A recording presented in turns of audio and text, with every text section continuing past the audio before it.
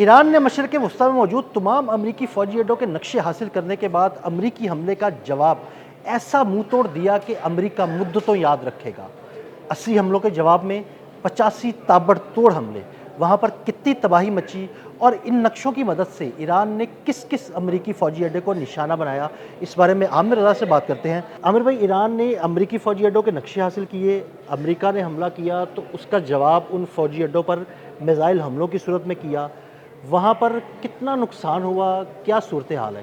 देखिए, पहली बात तो ये है कि समझने की ज़रूरत है कि अमेरिका के हमलों के जवाब के फ़ौरी जवाब में जवाबुल जवाब इसको कहना चाहिए। यानी अमेरिका ये कहता है कि जो हमले हुए जहाज़ों पर उसके जवाब में हमने दिया, लेकिन उसका जवाबुल जवाब जो था बहुत सख्त था और ईंट का वो जवाब पत्थर से दिया गया। यानी इसका मतलब ये था कि 85 अहदाफ पहले से निशान लगाए गए थे।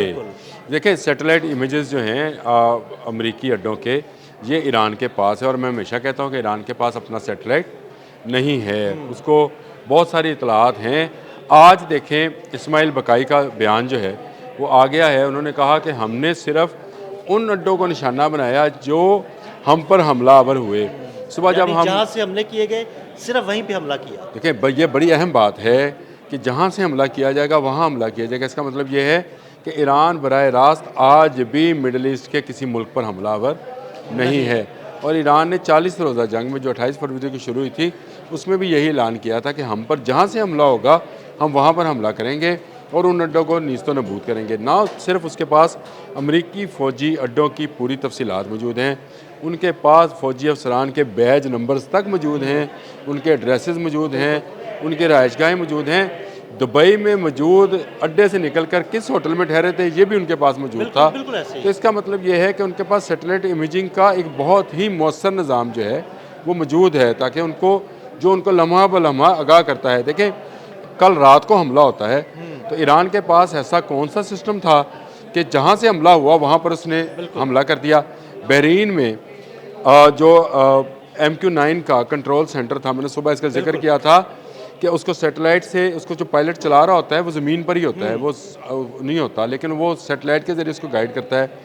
उसके कंट्रोल सेंटर का कैसे पता था कि यहाँ से कंट्रोल किया जा रहा है? इसका मतलब ये है कि 24 आवर 24/7 कहना चाहिए या जो भी आप कहें, एक एक चीज़ की फुटेज और तस्वीर जो हैं वो ईरान को फराहम की जा रही हैं। ईरान को पहले से बताया जा रहा है कि कहाँ से तुम पर हमला किया जा सकता है और कहाँ से इस वक्त मिसाइल फायर किया हुआ है, कहाँ से ड्रोन उड़ा है, ये ड्रोन कहाँ तक पहुँचेगा, ये तमाम तफसीलात जो हैं इसको ईरान तक पहुँचाया गया और ईरान ने उसके जवाब में बहरीन में 5th फ्लीट के जो है उस पर हमला किया, कुवैत के जो है एयरबेस पर हमला किया। उसने जो है खलीजी ममालिक के मुख्तलिफ अड्डों को जो है निशाना बनाया। मज़े की बात देखिए कि चुन चुन कर हमला किया और ऐसी जगह को निशाना बनाया जिसके बारे में अमेरिका को भी वहमो गुमान में भी नहीं था कि ईरान इन जगहों को निशाना बनाएगा। ये आपने मेरे मुंह की बात ली। मैं यही कहना चाह रहा था कि ईरान सरप्राइज़ दे रहा है। देखें, 28 फरवरी के बाद जो कुछ हुआ वो भी अमेरिका और इजराइल के लिए एक सरप्राइज़ था। ऐसे ही है। इन्होंने ये समझा कि अभी वो बहुत ज़्यादा इस वक्त आज भी वहाँ पे गम की कैफियत है। शहीद अली खामनेई का जो है वो आज यौम गम मनाया जा रहा है, कल उनकी तदफीन है। तो इस हवाले से ईरान शायद वो उस तरह से रिएक्ट ना कर पाए, लेकिन ईरान में जो डिसेंट्रलाइजेशन का मुस्तबा खामनेई ने सिस्टम बनाया है, ये बड़ा मज़े का सिस्टम है। यानी एक दिलचस्प चीज़ ये है कि उसको हमेशा ये होता है कि कमांड एक सेंट्रलाइज बंदे के पास होती है, लेकिन यहाँ डिसेंट्रलाइज करके जो मुकामी जो कमांड्स हैं, उनको जो कमांडर्स हैं, उनको कह दिया गया कि अगर यहाँ पर हमला होता है तो आपने कहाँ पर हमला करना है। और कम्युनिकेशन इतनी सख्त है कि उस कम्युनिकेशन के तहत वहाँ तक सैटेलाइट से चीज़ पहुँचती है कि आप पर जो फायर हुआ है ये कितनी देर में आप तक पहुँचेगा और ये कहाँ से फायर हुआ है, उसका एग्जैक्ट पॉइंट क्या है, उसी एग्जैक्ट पॉइंट पर मिसाइल दागा जाता है। ड्रोन मैं ये समझूं कि फॉर एग्जांपल अगर कशम उनका जजीरा है, वहाँ पर मौजूद जो बटालियन है और वहाँ पर मौजूद जो कमांड एंड कंट्रोल सेंटर है ईरान का, अगर ईरान पर कोई कशम पर हमला किया जाता है तो कशम पर मौजूद जो बटालियन और जो लोग हैं वो फ़ौरन उस पर रिटेलिएट करेंगे, फ़ौरन हमला कर देंगे और उनको टारगेट दिया गया होगा पहले से कि भाई हाँ, पीछे से अगर आपको ऑर्डर आता या नहीं आता, आप पर हमला होगा तो आपने फ़लाँ जगह को निशाना अच्छा नहीं, मैं आपको ये भी बता देता हूँ, कशम पर अगर हमला होगा तो कशम से शायद जवाब ना दिया जाए, सही। उसका जवाब बंदर अब्बास से दिया जाए। हो सकता है, हो सकता देखें ये बड़ा ये इनकी आपस में जो कम्युनिकेशन है, मैंने ये ज़रूर कहा कि डिसेंट्रलाइज हुई है, लेकिन ये उसके लिए किसी की इजाज़त लेने की ज़रूरत नहीं है। अगर सीज़ फायर की खिलाफ वर्जी अमेरिका करता है तो 4 गुना जवाब उसको मिलेगा। ये देखें इनके सामने एक आप यूँ समझे कि स्क्रीन के ऊपर जंग का नक्शा है और वहाँ से अमेरिका की तरफ से जो भी मिडल ईस्ट से मिसाइल फायर होते हैं इन तक पहुँचता है। उसके बाद इनका अपना है फैसला कि कौन पहले अपना मिसाइल, ड्रोन सही। या सिस्टम जो है उसमें इन्वॉल्व कर सकता है और इस जगह को तबाह कर सकता है। ये कम्युनिकेशन उनकी आज भी बहाल है और ये बाइडो के ज़रिए होती है। सही। जो बाइडो चाइनीज़ जिस सिस्टम है, जो चाइनीज़ कम्युनिकेशन सिस्टम है बाइडो, ये उसके ज़रिए ही नेविगेशन कर रहे हैं, ये उसी से एक दूसरे के साथ कम्युनिकेट कर रहे हैं और ये वो सिस्टम है जो दुनिया में अब तक हैक नहीं हुआ है। ये बाकी जो कम्युनिकेशन सिस्टम जितने भी फ़ौजें यूज़ कर रही हैं वो बड़े कॉमन से हैं और बहुत अरसे से इस्तेमाल हो रहे हैं। बाइडो दुनिया के लिए एक नया सिस्टम है, उसको इस्तेमाल करते हुए कम्युनिकेट करते हैं और फिर जहाँ से दिल करता है वहाँ से मिसाइल या ड्रोन्स जो है उनको फायर किया जाता है। ये 80 की जवाब में 85, ये 185 भी हो सकते हैं। अभी बहुत सारी इतलात जो हैं वो आना बाकी हैं। 185 इसलिए नहीं हुए कि वो उन्होंने ना बिल्कुल रिटेलिएट उतना किया जितने उन पर हमले किए गए।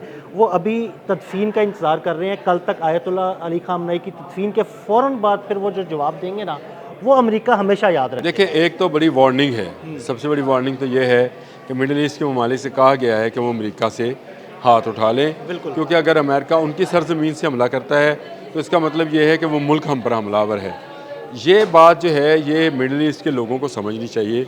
वो अमेरिका से कहें कि अगर आपने हमला करना है तो आप इसराइल से करें, हाँ, ऐसे ही है। आप पानियों में से कर लें, बिल्कुल ऐसे ही। लेकिन हमारी सरजमीन, हमारी एयर स्पेस इस्तेमाल ना करें। देखें ये आपस में मुसलमानों को लड़ाने की एक बड़ी साजिश है और इस साजिश के तहत ही अमेरिका और इसराइल इस वक्त खत्ते में मौजूद हैं और इनकी मौजूदगी के में कोई अमन मुआहदा नहीं होगा।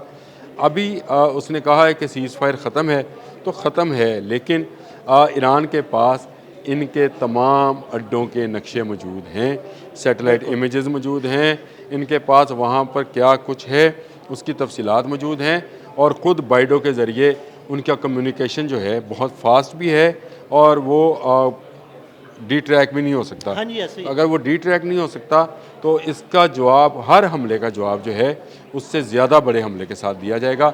बड़ी जंग शुरू हो गई है।